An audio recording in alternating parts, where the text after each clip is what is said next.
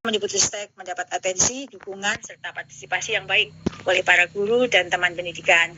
Dan kali ini, Sapa GTK 8 mengangkat topik mengenai seleksi guru ASN P3K.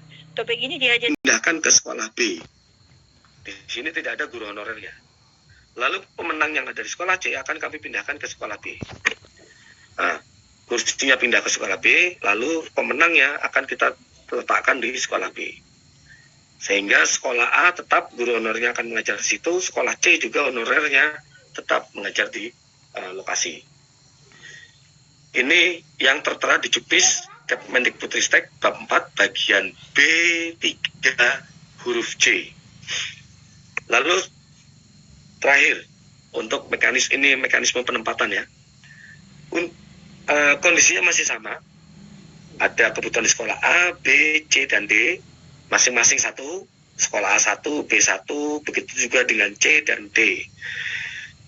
Sekolah C kelebihan guru, kebutuhannya satu, yang ada guru honornya 2. Sekolah D kebutuhannya satu, honornya ada 2. Nah, kebetulan kasus ini misalnya Pemda memberikan formasi di sekolah A dan sekolah B misalnya. Namun ternyata pemenangnya ada di sekolah C dan sekolah D, di mana pemenang itu merupakan guru non ASN yang kelebihan.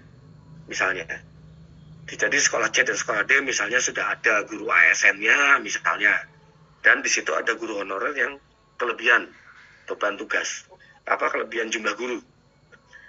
Nah, pemenang ini tidak mungkin kita pindahkan ke sekolah lainnya karena masing-masing sekolah A, sekolah B, C dan D itu sudah ada penghuninya semua.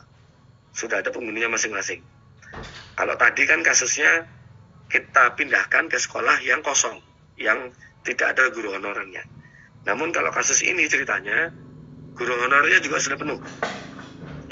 Maka yang akan kami lakukan, walaupun dari Pemda menilai yang menang adalah sekolah C dan sekolah D, maka pusat berhak untuk memenangkan pemenang yang kedua. Kembali ke sekolah A dan sekolah B, maka formasinya tetap ada di sekolah A dan sekolah B.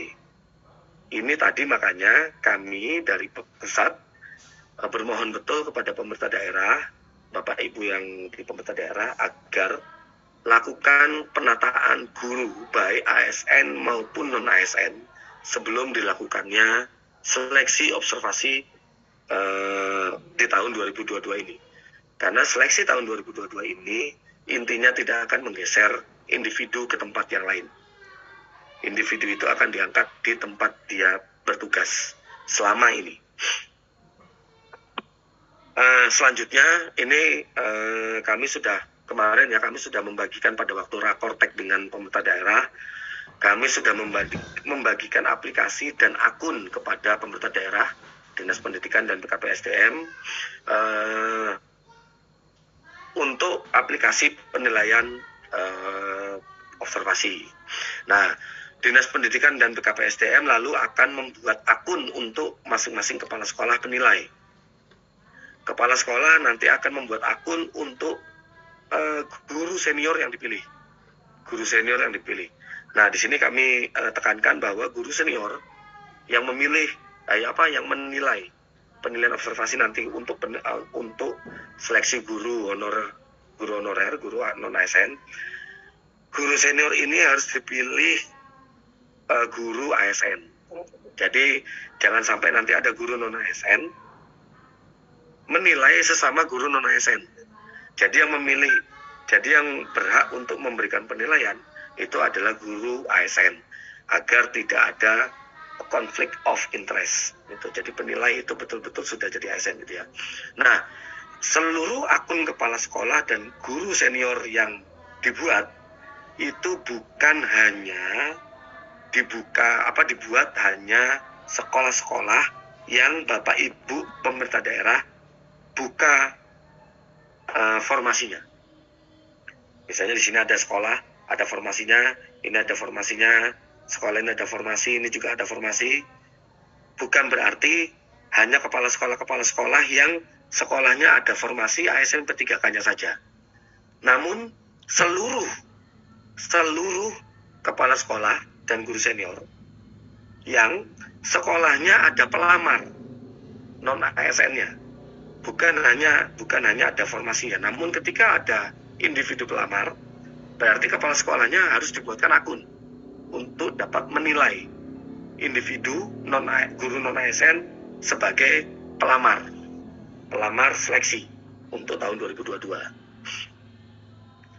Nah, terus gimana ini kalau seandainya dari dinas pengawas ini misalnya ada sekolah yang tidak memiliki kepala sekolah? Oke, berarti pengawas ini langsung membuat akun untuk guru senior.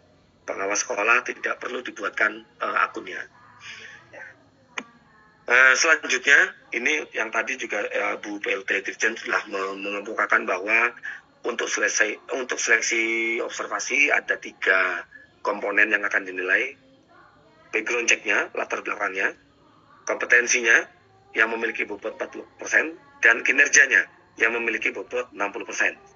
Untuk latar belakang, ini hanya ya dan tidak. Ya dan tidak.